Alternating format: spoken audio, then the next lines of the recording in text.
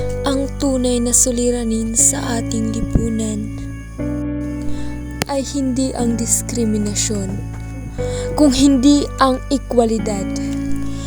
Kasabay ng paglobo ng populasyon sa ating bansa, hindi alintana na may kanya-kanyang karapatan ang bawat mamamayan na magbubuklod ng pantay na pagtingin mula sa ating lipunan.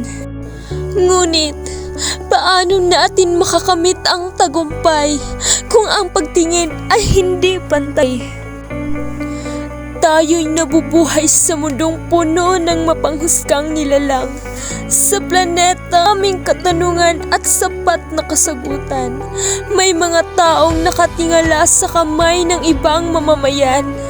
At may mga taong pit na lumalaban sa hamong dala ng ating lipunan. LGBTQ, 5 letra at 1 salita na patuloy na ginagapos sa tanikala. Isang nilalang na nangangailangan ng sapat na pagtrato mula sa ating lupang tinatapakan.